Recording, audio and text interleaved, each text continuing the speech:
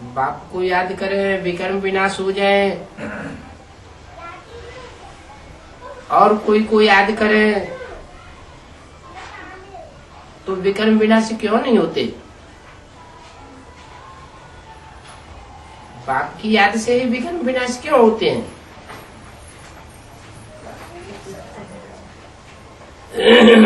बाप, जहाँ बाप है वहाँ पाप नहीं, और जहाँ पाप होता है वहाँ बाप नहीं होता।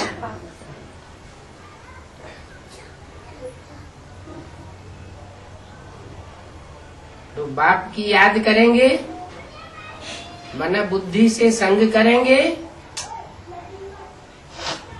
तो जैसा संग वैसा रंग लगेगा।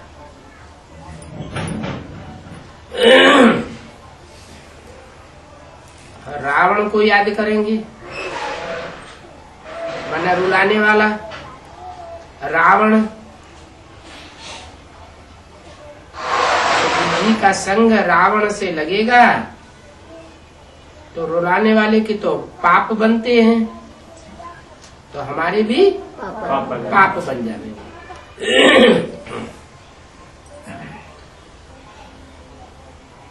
तो पहली मूल बात है, बाप को ही याद करो। मुख्य याद की यात्रा है और इसी में मेहनत, इसको कहा जाता है गुप्त मेहनत, क्योंकि अंदर अंदर से याद करना होता है। मुख से कुछ बोलने की भी दरकार नहीं है। ऐसे नहीं शिव बाबा शिव बाबा शिव बाबा बोलते रहो। अंदर की याद चाहिए, आवाज बिल्कुल बंद हो जाए। कि आवाज बंद होती है, कहते मुख से तो नहीं बोलेंगे, लेकिन फिर अंदर से आवाज निकलती है, जो जीव चलती रहती है, तो ये भी नहीं। कोई कर्मेंद्रिय की कोई भी हरकत न हो, ये अंदरूनी मेहनत है। तो मुख से कब शिव बाबा या शिवाय नमः ये भी कहना नहीं है। क्यों नहीं कहना है? क्योंकि बाहर की आवाज मन की आवाज नहीं है। मन की आवाज दिल की आवाज है। दिल की आवाज दिलवाड़ा बाप तक पहुंचेगी। ये तो शरीर की आवाज है, जिह्वा कहो मुख कहो, ये शरीर के ही तो अंग हैं। गले से आवाज निकलती है, वो भी शरीर का अंग है। शिव बाबा को तो अपना कोई अंग अथवा शरीर है ही नहीं। तो जिसको अपना अंग ही नहीं है, शरीर ही नहीं है, देह ही नहीं है, उसको देह से कैसे आकर्षित किया जा सकता है? देह से उसको आकर्षित नहीं कर सकते, याद भी नहीं कर सकते।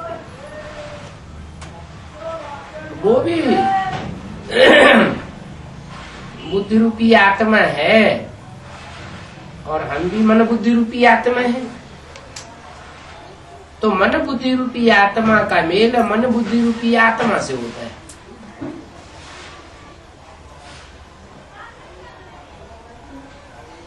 तो देह में बहुत मोटा ताजा हो,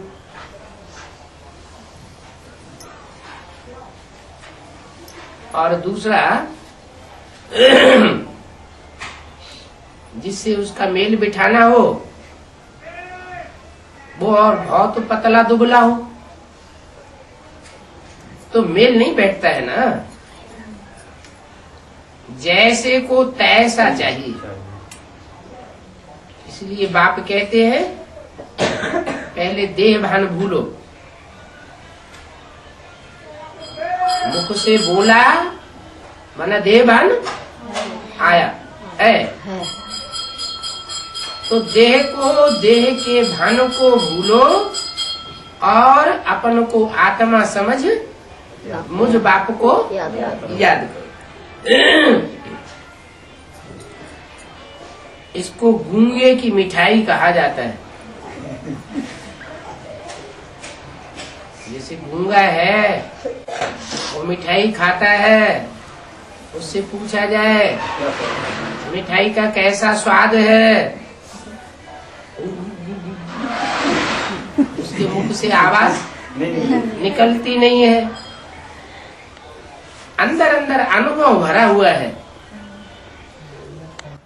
तो ये परमात्मा की याद भी अंदरूनी अनुभव है। हम शांति में बाप को याद करते हैं। हमको राजयोग सीखने को मिलता है। कहते हैं ना 3 मिनट साइलेंस।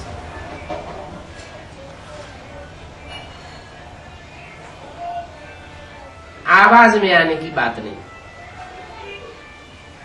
वो तो कहते हैं 3 मिनट साइलेंस, अर्थ को तो समझते नहीं है।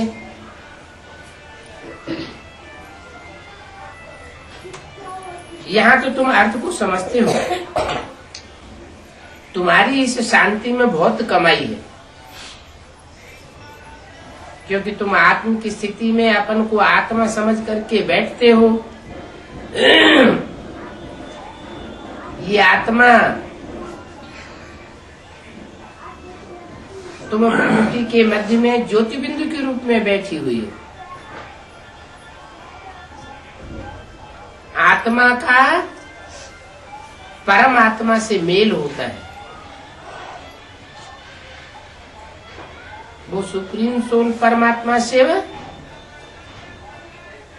देह धारण नहीं करता। तुम देह धारण करते हो तो क्या करना पड़े? पहले देह को भूलना पड़े। जितना जितना देह को भूलते जावेंगे, आत्मिक स्थिति में स्थित होते जावेंगे, उतना बाप की याद पक्की होती जाती है। ये गुप्त ज्ञान है, अंदर में ज्ञान रहता है। ये तुम जो नोट्स लेते हो वो भी इसीलिए लेते हो कॉपी पेंसिल से कि तुमको याद रहे। जो बहुत होशियार होते हैं उनको नोट्स लेने की भी दरकार नहीं है। उनका बुद्धि रूपी डायरी में ही सारा नोट होता रहता है।